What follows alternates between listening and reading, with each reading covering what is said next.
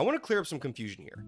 Point systems like the Capital One Miles or the Chase Sapphire Ultimate Rewards points, they are only worth what you can get for them. And in situations where they're worth 0.5 cents per point, like with cashback, it's pretty straightforward. You put in a certain amount of points and you get 0.5 cents per point in cashback. You get that money directly, you know the value of that cash. But when we talk about booking flights and hotels through their own portals and other things like that, that's when it can start to get complicated. So let's talk about these travel portals. Capital One claims that with their portal, your points are worth 1 cent per point, which means that if you spend 50,000 points, you're getting $500 in travel. And while this isn't a lie, it is misleading. The way that these websites guarantee you a value is that they have their own travel search engine. Once they search for those, they assign a value for the cost of those hotels or those flights, and then your points are given a direct 1 cent per point conversion to pay for those flights. So in other words, if a flight is deemed on that website to be worth $750,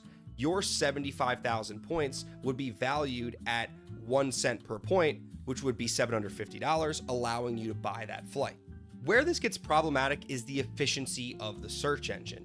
It's been my experience that in these portals, you might find that the travel offers they have, like the hotels or flights, might not be the most competitive offers. So what might happen is you might see that the flight on this website is $750, so you would spend your 75,000 points on them, effectively getting 1 cent per point.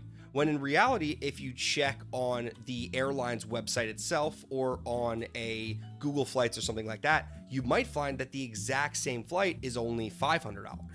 Which means that by spending 75,000 points on this portal for what you thought was a $750 flight, it was actually $500, which means that your points were really only getting the value of 0.67 cents instead of the 1 cent. Additionally, Capital One has transfer partners, which means that you can transfer their points at 1 point to 1 point value with airline partners.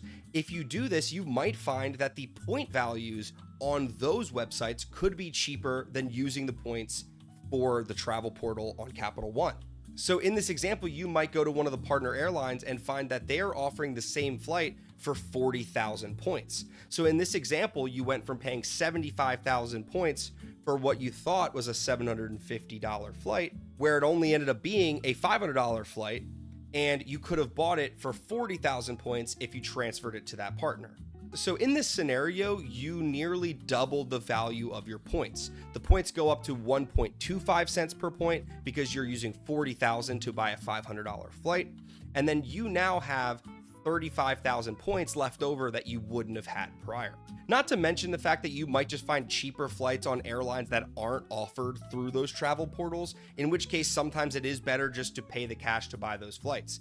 And with the Capital One VentureX, you do have the travel credit, so you could theoretically just use it for those situations. So I always recommend looking at the traditional search engines like Google Flights and Expedia, as well as the airlines themselves to see if they're offering better deals than what you're seeing on the travel portal. And I ultimately, after that, also recommend that you look at those partner airlines and see if the point values on their websites are cheaper than the point values you'd be getting on the portal. Because ultimately, these are the ways that you get the most value for these points. And if you just mindlessly spend them on the portal, you might end up losing a lot of value. So thanks for watching. If you want to learn about some of the best cards to use to get points like this, then you can check out one of these two videos right here.